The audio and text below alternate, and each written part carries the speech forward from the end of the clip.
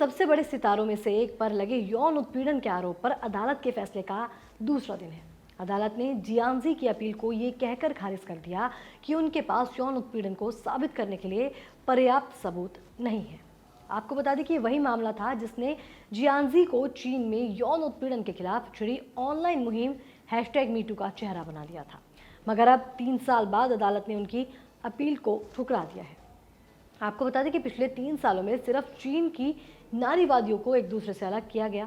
वहीं साल 2018 में जब मीटू अभियान चीन पहुंचा, तब जियांजी उन कई महिलाओं में से एक थी जिन्होंने अपने यौन उत्पीड़न की बात सबके सामने रखी थी।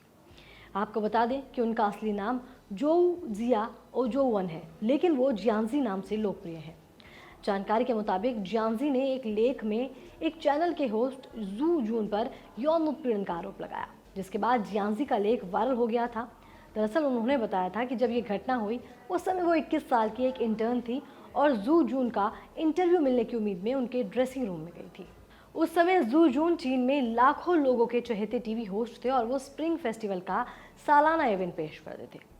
जियांजी ने एक अन्य लेख में बताया था कि कैसे जून उन्हें करीब 50 मिनट तक गलत तरीके से छूते रहे और उनके मना करने के बावजूद उनके साथ ज़बरदस्ती की।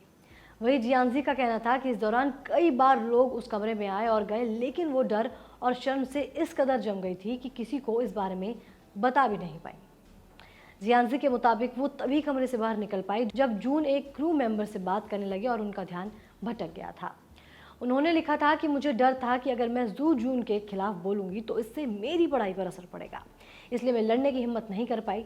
वहीं जू जून ने इन आरोपों से लगातार इनकार किया है। उन्होंने कहा कि वो एक अपमानजनक मुहिम के शिकार हैं और उन्होंने बेहद शर्मिंदगी झेली है।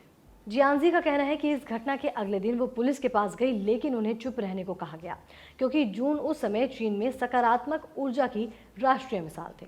दरअसल जून को उस दौरान एक सरकारी अभियान का हिस्सा बनाया गया था जिसका मकसद लोगों में अच्छे बर्ताव को बढ़ावा देना था। जियांजी के मुताबिक पुलिस का कहना था कि जून एक ऐसे शख्स थे जिनकी प्रतिष्ठा से खिलवाड़ नहीं किया जा सकता था, इसलिए वो तब तक चुप रहीं जब तक मीटू नहीं शुरू हुआ।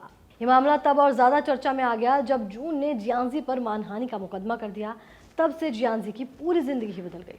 इस घटना के बाद जियांजी को काम छोड़ना पड़ा। वहीं जियांजी ने अपना ध्यान कानूनी लड़ाई और यौन उत्पीड़न की अन्य पीड़ितों के लिए आवाज़ उठाने पर केंद्रित किया, जिसके बाद यौन उत्पीड़न की शिकार कई महिलाएं सोशल मीडिया के जरिए उनसे मदद भी मांगती थी और उनके 3 लाख से ज़्यादा फॉलोअर हो गए थे।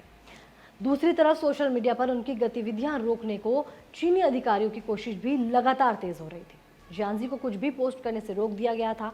इतना ही नहीं, राइस बनी को सोशल मीडिया से हटा दिया गया था, जिसके बाद जियांजी को कानून की तरफ से भी झटका लगा। जियांजी का कहना है कि एक नया कानून आने के बाद अदालत ने उनके मामले को यौन उत्पीड़न का मुकदमा मानने से इनकार कर दिया। जियांजी का ये भी कहना है कि मुकदमे के दौरान अदालत ने उन्हें अपनी बात रखने के कम मौके दिया और जब उन्होंने अपने साथ हुए यौन उत्पीड़न के सबूत दिखाने की कोशिश की तो उन प्रयासों में रुकावट भी डाली गई। जानकारी के मुताबिक चीन में यौन उत्पीड़न के बहुत कम मामलों को ही अदालत में जीत मिल पाई है। यौन उत्पीड़न साबित करने के लिए पीड़ित पक्ष को अदालत में कई तरीके के ठोस सबूत देने होते हैं, जैसे कि अपराध या फिर उससे जुड़े वीडियो या तस्वीरें। विशेषज्ञों का कहना है कि इस कानून के कारण अपने साथ हुए अपराध को साबित करने का बोझ पीड़ितों पर ही आ जाता है। नतीजन कुछ पीड़िताएं अपनी आपबीती सोशल मीडिया पर लिखती हैं क्योंकि आमतौर पर दफ्तरों में उनके साथ हुए अपराध को लेकर जरूरी कार्रवाई नहीं की जाती।